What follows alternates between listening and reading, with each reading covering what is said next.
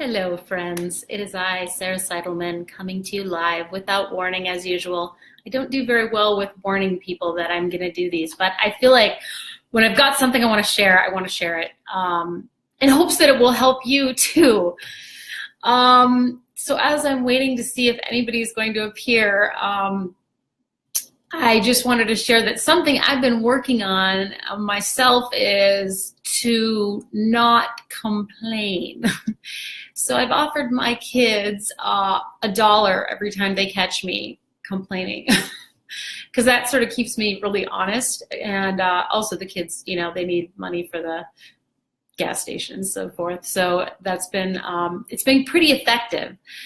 And as I was thinking about that, I thought I wanted to share this concept that I had learned from kind of a ceremonial situation, but I've had this vision come to me many times. Hi, Amy. Thanks for watching. Good morning. I was just saying that I've been working on kind of trying to diminish complaining in my life because I realize that it serves no good purpose much of the time. And so I've been paying my kids $1 every time they catch me complaining. Hey, Wendy, good morning. And it's been really great because, of course your kids are watching you 24/7 and they're like also eager for cash. So I've been paying out quite a bit when they catch me complaining. And it got me to thinking, I wanted to share this concept that has been really powerful in my life and is rather hilarious, but has come to me many times in meditation, in ceremonies, and I wanted to share it with you.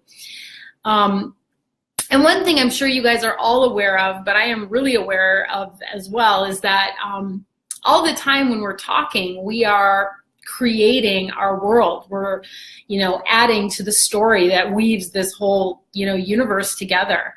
And so I always try to be mindful of what story am I telling about myself, about other people, about my kids, and so just to be aware, because when we speak, the stories kind of build up all around us. Some of those are beautiful stories and wonderful stories. And those are the ones, we want to tell, ones that kind of create a good feeling. And of course we have to tell the truth. So it's not to say that we don't want to, that's a whole nother subject. But so we want to be aware of the stories we're telling.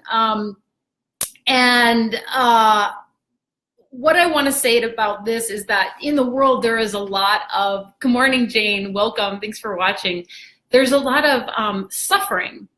And so as you go through your daily life, if you're anything like me, you will encounter people, maybe at the grocery, maybe in your family, maybe at the office, maybe all the conversations you're having, and people are suffering. And so they may begin to complain or begin to tell you, not just complain, maybe tell you some deeply grief-filled story. And it can be really tempting to jump in and add to that story. So maybe like a dear friend has had something, somebody mistreated them, let's just say at the clothing store or something, and said something rude. We can jump into that story and be like, oh my gosh, that's just terrible. How could she say that to you? And kind of jump in there. But there is an alternative. And I've been shown this vision. There's a salty saint that has appeared to me, which is an alternative, and I want to introduce you now. And his name is, oops, I gotta do this. Son Padre de, shut the fuck up.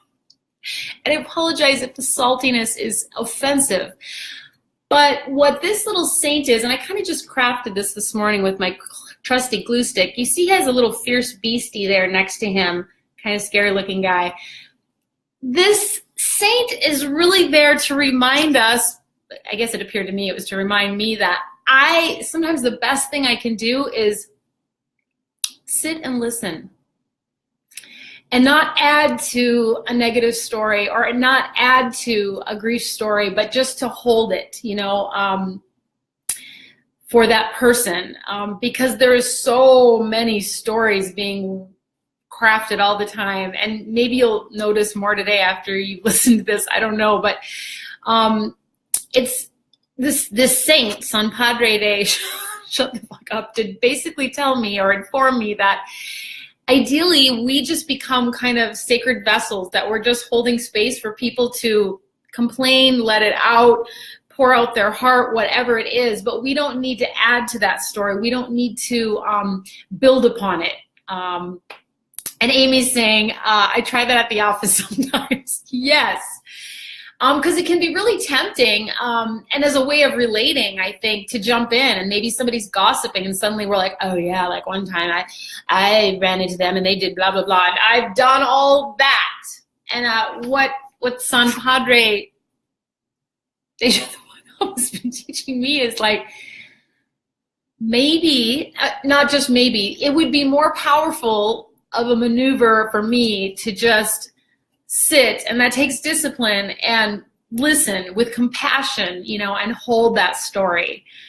And of course, this also applies to anything. I mean, it's a powerful technique for, just anything that's going on. Somebody's going through something, and I don't think he'd be so salty. It would probably be a gentler saint that would appear then. But, just to listen, because there's so much grief in the world and there's so much pain and suffering going on.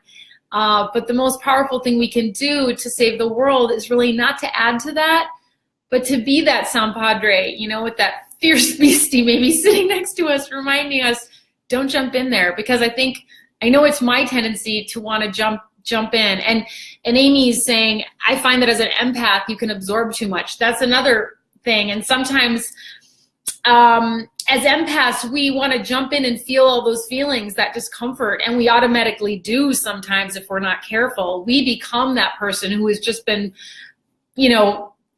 dismissed at the clothing store or spoken rudely to by another person. But when we become that person in the pain that they're in, we really aren't of service to that person. We're actually just amplifying that painful story.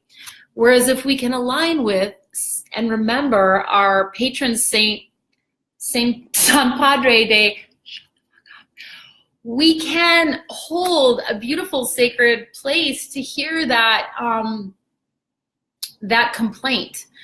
And Lord knows, as humans, I don't think it's possible to always be that saintly. I mean, I'm not here to become a saint, but I'm using him as an inspiration to help me work on this this aspect of myself. Does anybody else have any comments? I mean, I don't know, maybe I've said too much.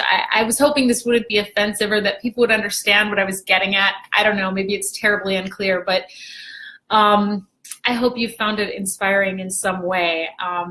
Maybe you have a patron saint that helps you out, that you call upon when you're in this situation. If you do, please do tell us. All right, well, thank you so much for listening. And again, I hope that you have found this fierce saint that can be quite helpful, at the very least amusing this fine day. And I hope you have a great day. Thanks for watching, guys.